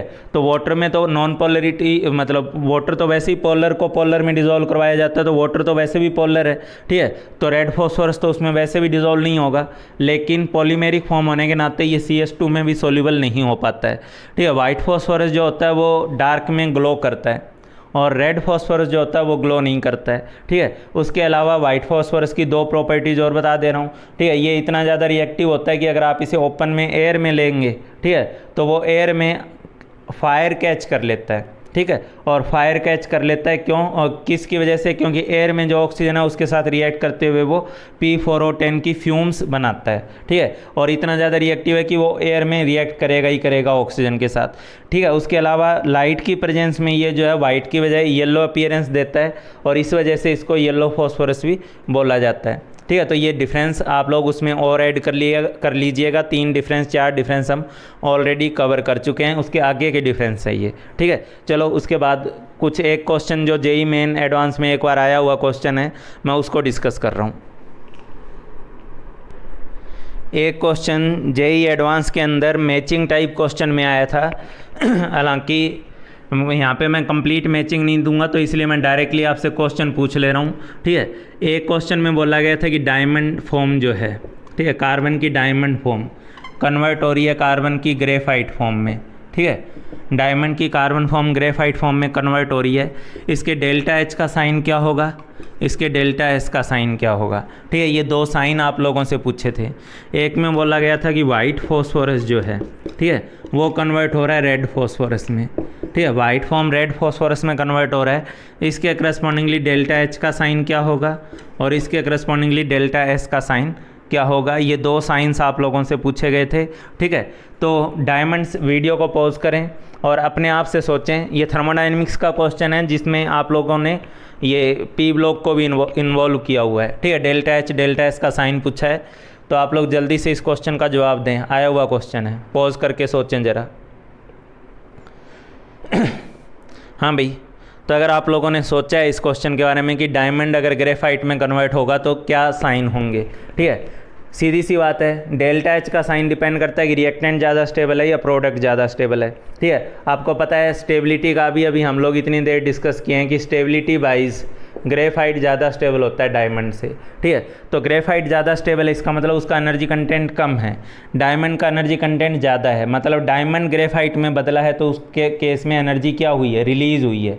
वो ज़्यादा एनर्जी से कम एनर्जी की तरफ गया तो एनर्जी रिलीज़ करके ना गया होगा, ठीक है। तो अगर less stable reactant more stable reactant की तरफ जाएगा, ठीक है, थर्मोडायनेमिक बेसिस पे, तो वो तो एनर्जी रिलीज़ करेगा ही।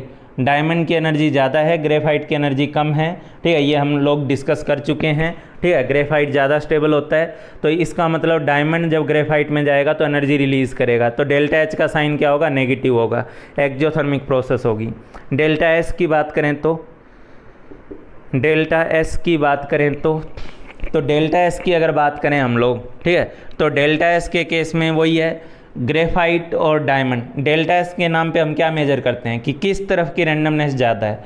तो आपको पता है डायमंड तो रिजिडली जुड़ा हुआ है, ठीक है, और ग्रेफाइट जो है उसमें लेयर्स हैं और लेयर्स एक दूसरे पे फिसलती करती रहती हैं, तो रैंडमनेस किस में ज़्यादा है, ऑब्वियस सी बात है ग्रेफाइट की तरफ रैंडमनेस ज़्यादा है, डायमंड की तरफ रैंडमनेस कम है, ठीक है। उसमें चीज़ें सीक्वेंस में हैं सारी की सारी डायमंड के केस में, ठीक है। तो डायमंड में रैंडमनेस कम है और ग्रेफाइट में रैंडमनेस ज़्यादा है, ठीक है। इसका नतीजा क्या होगा कि आप कम रैंडमनेस से ज़्यादा रैंडमनेस की तरफ जा रहे हैं और कम से ज़्यादा की तरफ जा रहे हैं, तो डेल्टा एस का साइन क्या होगा, डेल्टा एस का जो साइन है वो पॉजिटिव होगा, ठीक है। ये डेल्टा एच का साइन नेगेटिव होगा, डेल्टा एस का साइन पॉजिटिव होगा, और ऐसा ही कुछ क्वेश्चन में पूछा गया था मैचिंग टाइप में। अब वाइट फॉस्फोरस से रेड फॉस्फोरस के केस में सोचो, वाइट फॉस्फोरस लेस स्टेबल है, रेड फॉस्फोरस ज़्यादा स्टेबल है, इसका मतलब इसका एनर्जी कंटेंट कम स्टेबल है ना, ये कम स्टेबल है मतलब इसका एनर्जी कंटेंट ज़्यादा है।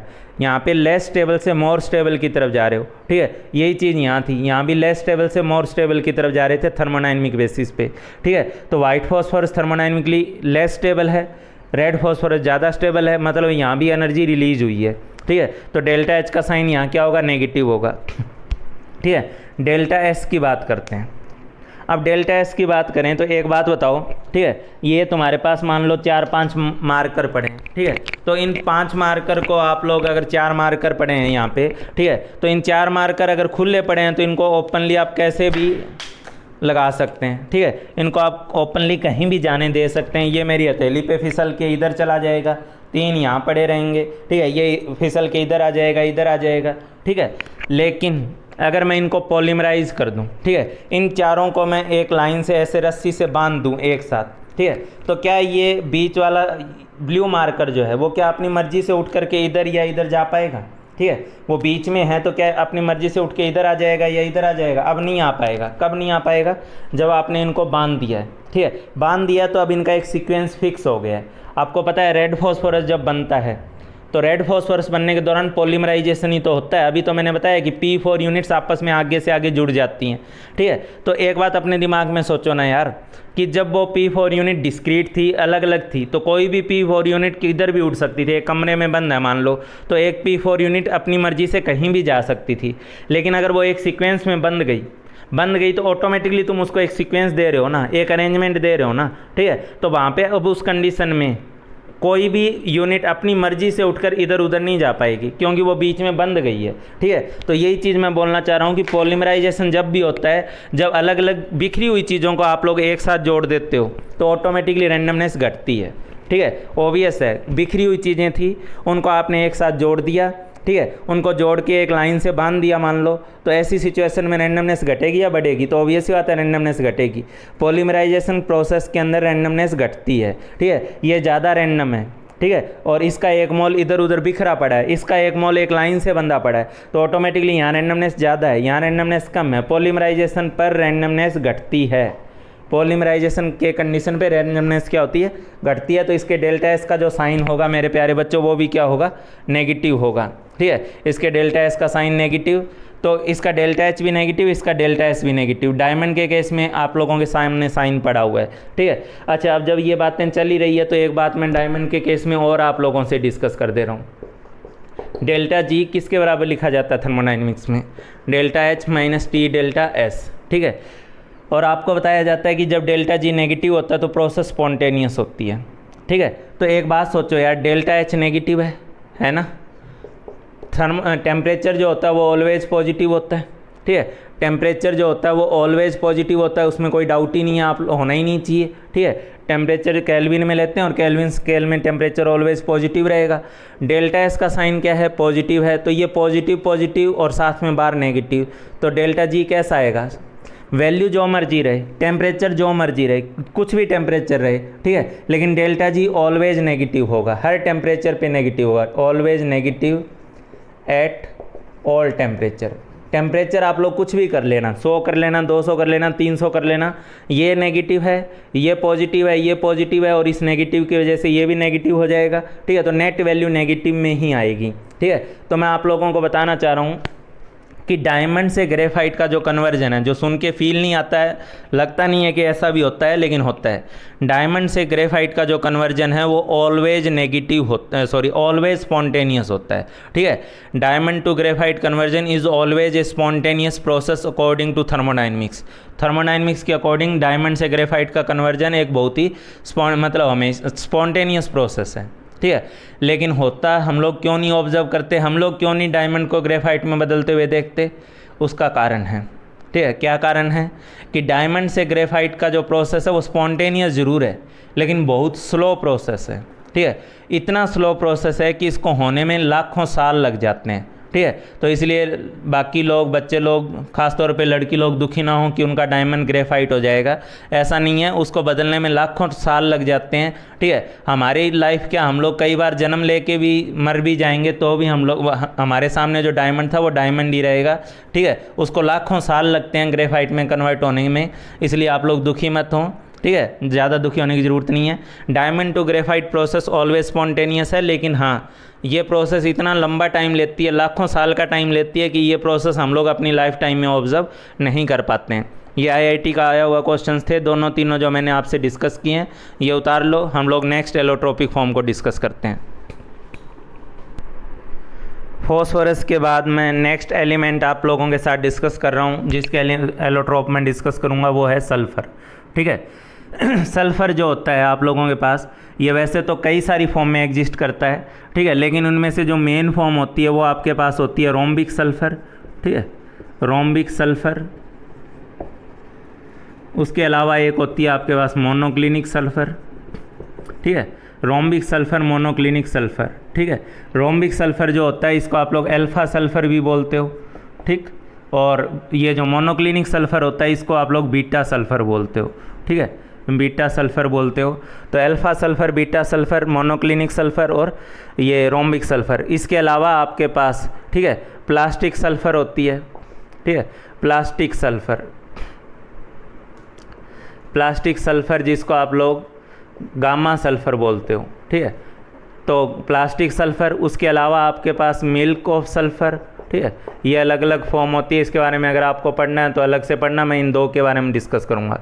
Plastic sulphur, milk of sulphur, और एक होता है आपके पास कोलॉइडल सल्फ़र। ठीक है, तो इसकी अलग अलग फॉर्म होती है, plastic sulphur, milk of sulphur, colloidal sulphur. तो कई सारी फॉर्म होती है, लेकिन मेन फॉर्म अपने को रोम्बिक सल्फ़र पढ़ना होता है और मोनोक्लिनिक सल्फ़र पढ़ना होता है। ठीक है, एक चीज़ है, इन दोनों के अंदर S8 यूनिट होती है। ठीक है, बोथ कंसिस्ट ऑफ, ठीक है, both consist of S8 units.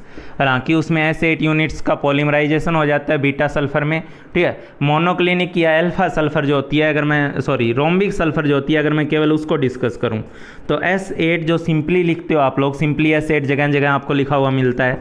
ठीक है, यही सल्फ़र अपने लिए रोम्बिक सल्फ़र होती है। ठीक है, रोम्बिक सल्फ़र, तो ये हमारे पास रोम्बिक सल्फ़र है। ठीक है, S8 यूनिट जो है वो रोम्बिक सल्फ़र होती है। और इसकी जो स्ट्रक्चर होती है, इसकी स्ट्रक्चर तो आप लोगों ने कई जगह पढ़ी होगी, नाम सुना होगा। ठीक है, इसकी शेप, इसकी स्ट्रक्चर कुछ इस टाइप की होती है।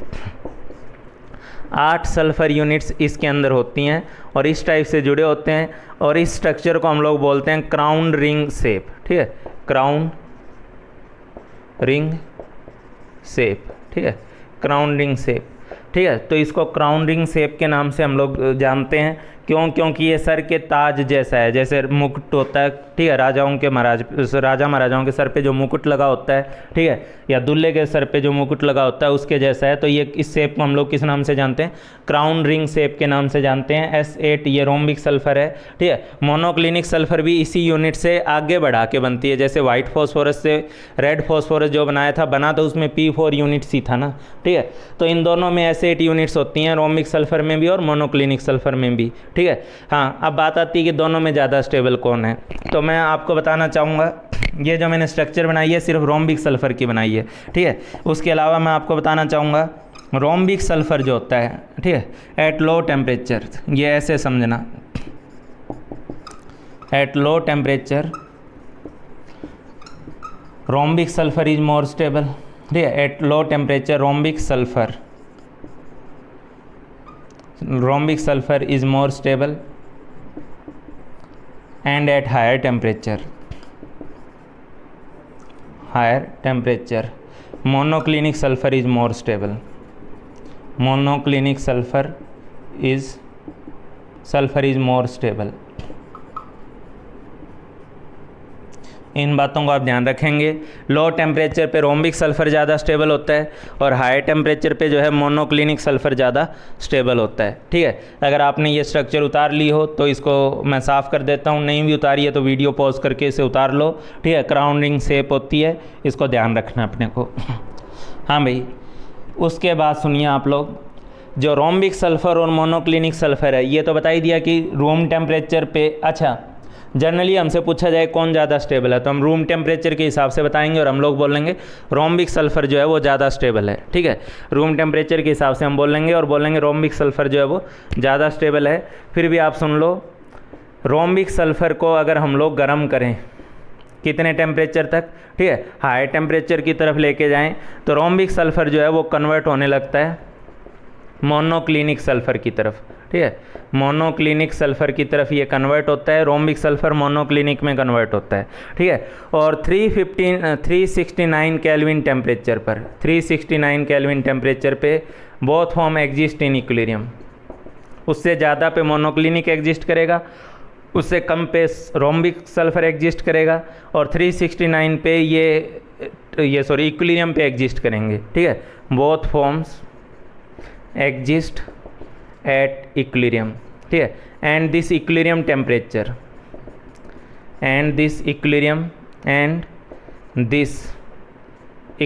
Temperature is called transition temperature, ठीक है, इज कॉल्ड ट्रांजिशन टेम्परेचर। तो रोम्बिक सल्फर का अगर कल को आप लोगों से ट्रांजिशन टेम्परेचर पूछा जाए तो रोम्बिक सल्फर का ट्रांजिशन टेम्परेचर होता है 369।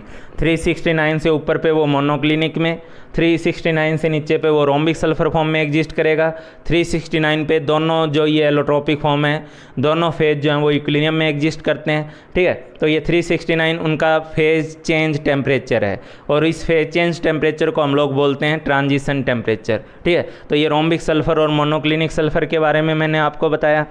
ये लाइन अगर आप लोगों ने उतार ली हो तो मैं इसको हटाने जा रहा हूँ, वरना पॉज करके उतार लें।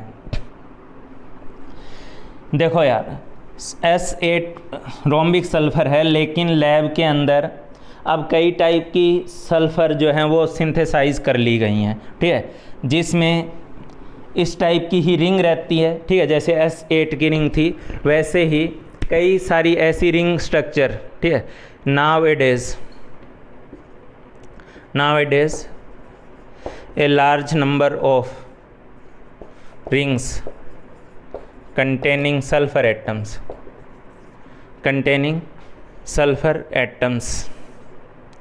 are synthesized, ठीक है, इन लैब के अंदर हम लोगों ने अलग अलग सल्फ़र एटम को कंटेन करते हुए जो रिंग बनाने वाली स्ट्रक्चर है उनको हम लोगों ने सिंथेसाइज किया है, ठीक है। कंटेनिंग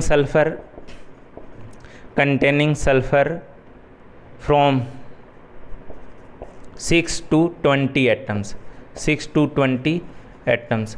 उन रिंग के अंदर सल्फ़र के जो एटम्स हैं वो 6 से 20 तक वेरी करते हैं, ठीक है। 6 से लेके 20 तक के सल्फ़र एटम्स होते हैं। जैसे एक स्ट्रक्चर में S6 की बात कर लूँ, ठीक है, तो S6 की जो शेप होती है वो शेप होती है चेयर फॉर्म में। कैसी फॉर्म में? चेयर फॉर्म में। कैसे चेयर फॉर्म में?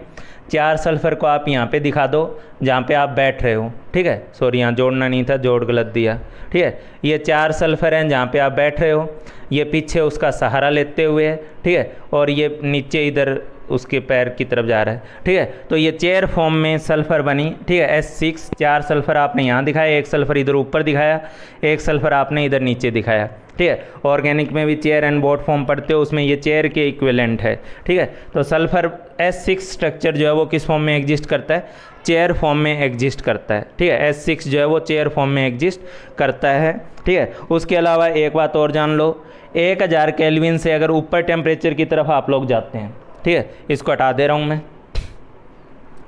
1000 केल्विन से ऊपर टेम्परेचर की तरफ अगर आप लोग जाते हैं, ठीक है, तो फिर ये O2 की तरह एक diatomic species, diatomic molecule की फॉर्म में एग्जिस्ट करता है।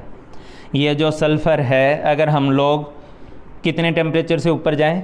1000 केल्विन टेम्परेचर से अगर ऊपर जाएं, ठीक है, at very high temperature, at very high temperature, at very high temperature above 1000 Kelvin, ठीक है, 1000 केल्विन से ज़्यादा पे, ठीक है, sulphur exist in form of, exist in form of diatomic molecule, diatomic molecule. ये डाई एटॉमिक मॉलिक्यूल की form में S8 की फॉर्म में, S8 बोल दिया सॉरी यार, S2 मॉलिक्यूल की फॉर्म में एग्जिस्ट करता है, जैसे O2 एग्जिस्ट करता है, ठीक है। और जैसे MOT में मॉलिक्यूलर ऑर्बिटल थ्योरी में केमिकल बॉन्डिंग में आपको सिखाया जाता है कि O2 जो होता है वो पैरामैग्नेटिक होता है, ठीक है। 2 अनपेड इलेक्ट्रॉन के चलते O2 के बारे में बताया जाता है कि वो पैरामैग्नेटिक होता है, ठीक है। वैसे ही S2 जो है ये भी अपने आप में एक पैरामैग्नेटिक स्पीसीज है, ठीक है। इट इज़ ऑल्सो पैरामैग्नेटिक, ठीक है, it is also paramagnetic like O2, ठीक है। O2 के एंटी बॉन्डिंग मॉलिक्यूलर ऑर्बिटल में 2 अनपेड इलेक्ट्रॉन होते हैं, ठीक है, MOT के अकॉर्डिंग, मॉलिक्यूलर ऑर्बिटल थ्योरी के अकॉर्डिंग। वैसे ही S2 के केस में भी वहाँ पे 2 अनपेड इलेक्ट्रॉन होते हैं, ठीक है। तो S2 के केस में भी वहाँ पे 2 अनपेड इलेक्ट्रॉन होते हैं एंटी बॉन्डिंग मॉलिक्यूलर ऑर्बिटल में, और S2 भी कैसा होता है? पैरामैग्नेटिक होता है। तो ये सारी बातें मैं NCERT से बोल रहा हूँ। हालांकि फिर भी आप लोग एक बार ऑक्सीजन फैमिली को NCERT से जब पढ़ो तो वहाँ पे सल्फ़र में रोम्बिक और मोनोक्लिनिक सल्फ़र के कुछ और डिफरेंस आपको बताए गए हैं, और कैसे उनको बनाया जाता है ये भी थोड़ा बताया गया है। तो इस चीज़ को एक बार अपनी NCERT में ज़रूर पढ़ लेना, ठीक है। ये मैं आप लोगों के ऊपर छोड़ रहा हूँ। अब मैं जल्दी में आप लोगों से 2-3 एलिमेंट्स की एलोट्रोपिक फॉर्म और डिस्कस कर दे रहा हूँ, और आज के लिए ये लेक्चर अभी ख़त्म कर दूँगा। 2-3 चीज़ें बस छोटी छोटी डिस्कस कर रहा हूँ। हाँ भाई, आप लोगों को जब मैं एलोट्रोपिक फॉर्म अपनी हेडिंग में पढ़ा रहा हूँ तो मैं कुछ और एलोट्रोपिक फॉर्म को बाद के लिए नहीं छोड़ना चाहता, यहीं कवर कर देना चाह रहा हूँ, ठीक है। हालांकि इनकी मैं स्ट्रक्चर नहीं डिस्कस कर रहा हूँ, लेकिन कुछ प्रॉपर्टीज़ हैं जो मैं डिस्कस कर दे रहा हूँ। किसी का केवल नाम ही डिस्कस करूँगा। टिन है, ठीक है, तो टिन की अलग अलग एलोट्रोपिक फॉर्म होती है, white tin, grey tin, rhombic tin, ठीक है। तो टिन के केस में वाइट टिन जो होता है वो 18 डिग्री से 180 डिग्री सेल्सियस के बीच में स्टेबल होता है और सॉलिड फॉर्म में होता है। ये जो ग्रे टिन होता है, ये ग्रे टिन जो है वो स्टेबल होता है 18 डिग्री से कम टेम्परेचर पे, ठीक है। 18 से कम टेम्परेचर पे ये स्टेबल होता है, लेकिन ये साथ ही साथ पाउडर्ड फॉर्म में होता है। और एक रोम्बिक टिन होता है जो कि आपके पास 180 डिग्री से ज़्यादा पे वो स्टेबल होता है, ठीक है। एक वर्ड आता है टिन प्लेग, ठीक है। ये टिन प्लेग क्या चीज़ होती है? आपके पास ये जो वाइट टिन है, वाइट टिन है, इसको अगर हम लोग गर्म करने की बजाय ठंडा करें, ठीक है, decrease temperature below, decrease temperature below कितने से कम कर दें? 18 डिग्री सेल्सियस से अगर हम लोग टेम्परेचर कम कर दें तो ये वाइट टिन जो कि किस फॉर्म में होता है? सॉलिड फॉर्म में होता है। ये ग्रे टिन में कन्वर्ट होने लगता है, ठीक है। ग्रे टिन में कन्वर्ट होता है जो कि किस फॉर्म में होता है? पाउडर्ड फॉर्म में होता है, ठीक है। तो जो टिन था, सॉलिड था, वो पाउडर्ड फॉर्म में आके भुरभुरा होके ख़त्म होने लगता है, ठीक है। तो इस टाइप से टिन जो ये ख़त्म होने लगता है, इसको हम लोग टिन प्लेग के नाम से जानते हैं, ठीक है। और इससे रिलेटेड कुछ कहानियाँ भी चलती है, ठीक है। नेपोलियन की आर्मी से लेकर के कहानी चलती है कि उनके जब सैनिक लड़ रहे थे तो उनके जो शर्ट के बटन थे वो टिन के बने हुए थे, वाइट टिन के बने हुए थे, लेकिन जब वो लड़ रहे थे, जहाँ वो जिस जगह जाके लड़ रहे थे वहाँ पे टेम्परेचर बहुत कम था, ठीक है। तो बहुत कम टेम्परेचर होने की वजह से उनके सैनिकों के वो जो शर्ट के बटन थे वो पाउडर फॉर्म में कन्वर्ट होने लगे और इस वजह से वो बटन ख़त्म होने लगे, ठीक है। उनकी शर्ट खुलने लगी, ठीक। तो ये सब चीज़ें जो है वो हम लोग मतलब ऐसी कहानी के फॉर्म में सुनते हैं, क्या सच्चाई है नहीं है वो मुझे नहीं पता, ठीक है। लेकिन ऐसा कुछ सुनते हैं कि पहले जो है टिन के बटन बनाए जाते थे और उसी में जब वो बहुत ठंडे इलाके में लड़ने को गए तो उनके बटन जो है वो पाउडर फॉर्म में कन्वर्ट होने लगे, फेस ट्रांसफॉर्मेशन होने लगा और इसकी वजह से वो बटन ख़त्म होने लगे। हालांकि इस कहानी में कितना दम है मैं नहीं जानता हूँ, बस सुना है ऐसा मैंने, ठीक है। तो वाइट टिन, ग्रे टिन और ये रोम्बिक टिन, टिन प्लेग किसे बोला जाता है? वाइट टिन से यानी सॉलिड फॉर्म से ग्रे टिन यानी पाउडर फॉर्म में कन्वर्ट होना, जब हम टेम्परेचर को 18 से कम डिग्री पे लेके जाते हैं तो इसको हम टिन प्लेग के नाम से जानते हैं। ऑक्सीजन की एलोट्रोपिक फॉर्म होती है O2O3। आर्सेनिक की एलोट्रोपिक फॉर्म होती है yellow arsenic, grey arsenic and black arsenic. Antimony की एलोट्रोपिक फॉर्म होती है yellow, black and explosive antimony, ठीक है। तो ये सब चीज़ें आप लोग ज़रा ध्यान दें।